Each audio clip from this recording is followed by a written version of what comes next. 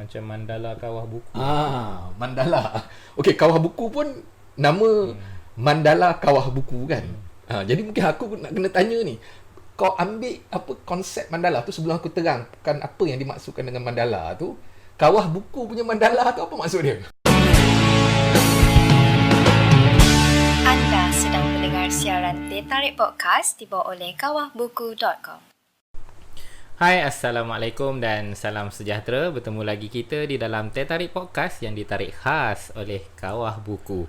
Dalam siri Perbincangan Menjadi Malaysia bersama aku Azan Safa dan juga Mat Koy, Iskandar Kamel yang akan mengemudi perbicaraan ini di dalam episod perbincangan yang akan kita sambungkan daripada siri yang lepas, iaitu berkaitan bagaimana pembentukan kerajaan sebelum Melaka dan bagaimana actually secara praktikalnya dalam perbincangan minggu lepas kita bincang tentang pemimpin. Ya, kan, bagaimana pemimpin daripada komuniti mereka itu akhirnya muncul sebagai raja dan bagaimana adanya pengaruh-pengaruh luar khususnya India lah kan dalam mempengaruhi budaya tempatan pada ketika itu. Dan aku rasa perbincangan minggu lepas engkau menggarap peta yang tak selesai. Jadi aku rasa siri kali ini kita menyambung garapan daripada peta yang telah pun kau lukis. Tentang perbincangan pengaruh-pengaruh yang mungkin aku rasa kau nak sambung untuk siri kali ni. Silakan kau. Okey. Yang minggu lepas ni kita tak lukis peta dulu. Jadi kita macam apa kesuntukan masa juga kan kita nak kejar sebab kita ada batasan masa. Kalau boleh kita nak apa pastikan kita punya siri ni dalam 15 minit lebih kurang campur tolak kan. Jadi kita dah siap-siapkan apa lukis peta. Minta maaf aku memang bukan pelukis yang baik lah. Tak pernah ambil pun subjek lukisan. Tapi menyambung daripada minggu lepas tu persoalan tentang bagaimana raja menjadi raja lah. Bagaimana raja tu terbentuk. Raja ni perkataan raja ni daripada satu sudut tu dia istilah yang kita faham sekarang lah, raja lah. Raja kan ataupun sultan dalam konteks apa negeri-negeri yang bersultan kalau di semenanjung apa Malaysia ni kan. Tapi dia bermula daripada apa konsep raja. Dia satu istilah raja tetapi ia juga merupakan satu konsep. Ia juga merupakan satu konsep. Dan konsep ni kalau kita tengok susu galo perkataan ni adalah perkataan Sanskrit lah. Perkataan Sanskrit So kalau perkataan Sanskrit ni dia punya ibu dia daripada sini lah. India ni. India kan. Jadi seperti mana perbincangan yang lepas, seseorang sosok tu, figure sosok tu dia mempunyai apa kepimpinan, kebolehan, kemahiran, karisma,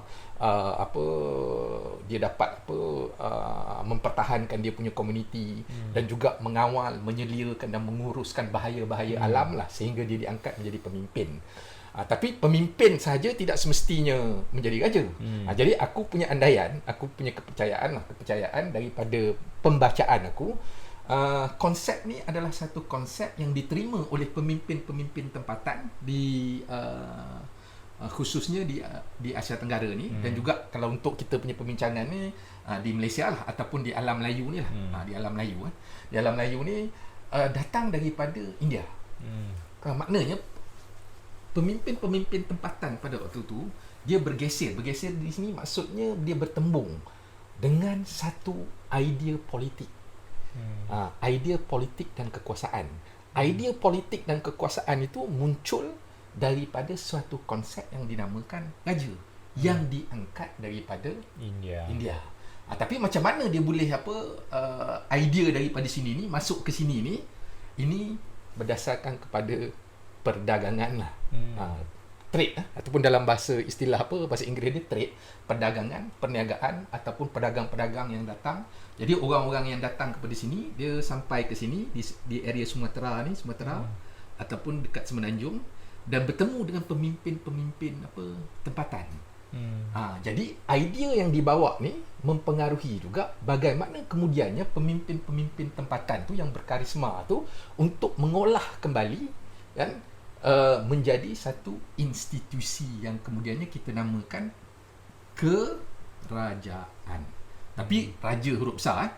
Ini ni dalam siri yang lepas kita dah terangkan. Bukannya kerajaan government, tapi kerajaan kingdom. Yang mana kerajaan ni bermaksud situasi di mana adanya raja.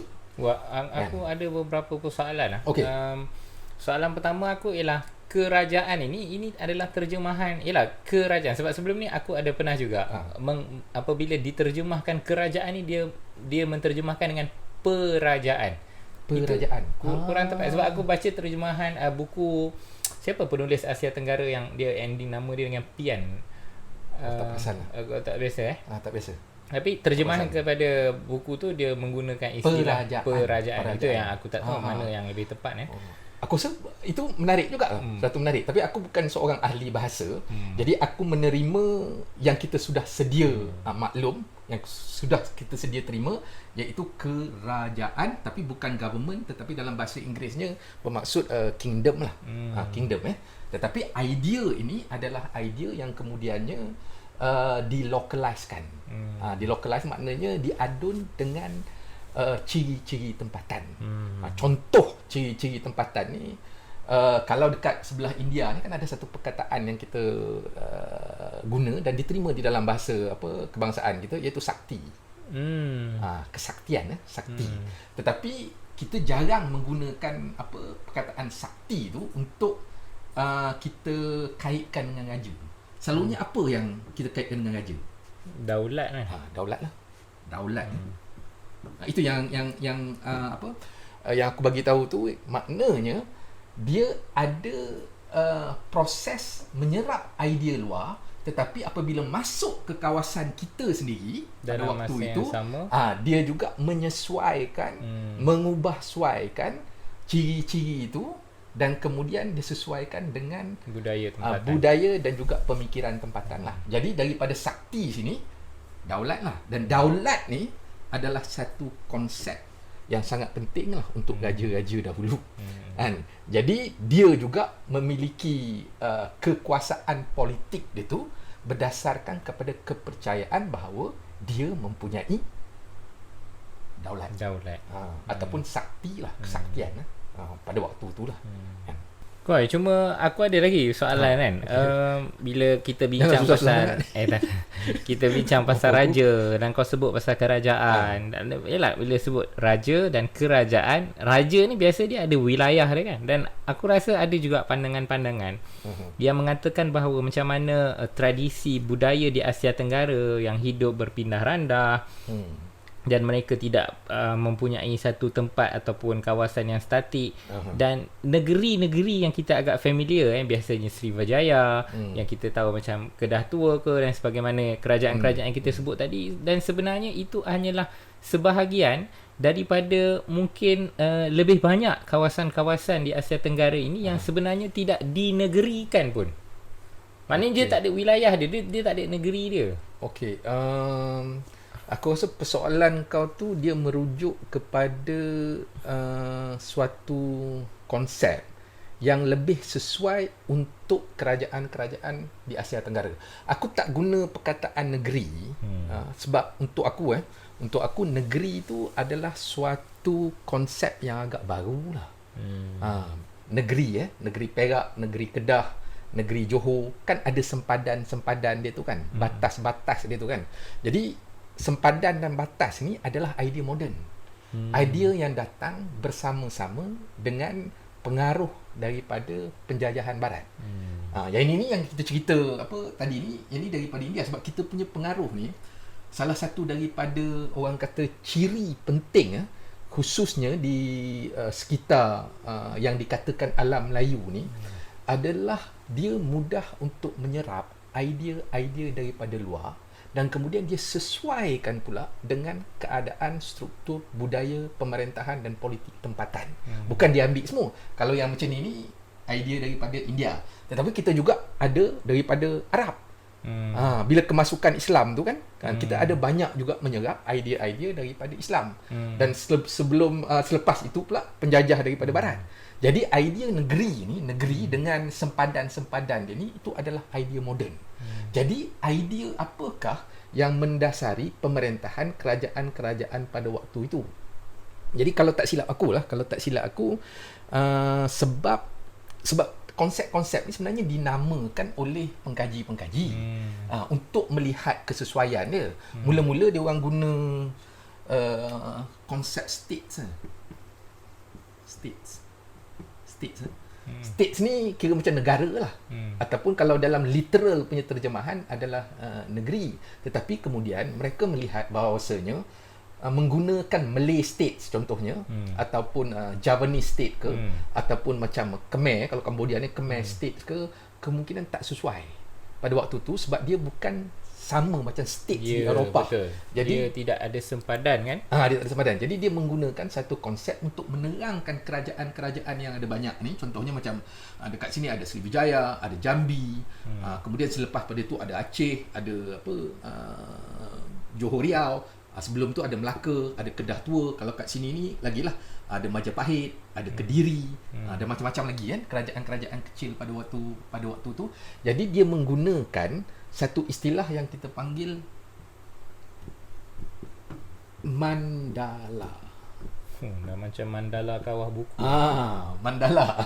Okey, kawah buku pun nama mandala kawah buku kan. Jadi mungkin aku nak kena tanya ni. Kau ambil apa konsep mandala tu sebelum aku terangkan apa yang dimaksudkan dengan mandala tu. Kawah buku punya mandala tu apa maksud dia? Tak, aku mandala kawah buku ni tak adalah berasal daripada klasik macam ni. Aku hanya melihat bahawa dia adalah satu daerah yang mana daerah tersendiri yang menghimpunkan gedung-gedung buku ni, faham tak? Gedung ilmu ni. So buku-buku ini terhimpun dalam mandala ni. Macam tu lah. Lebih kurang jugalah. Lebih kurang juga ada sikit-sikit kena dengan konsep mandala tu. Sebenarnya konsep mandala ni dia adalah satu konsep daripada India lah. Aku tak tahu sama ada kau pernah dengar tak Raja Mandala. Raja Mandala.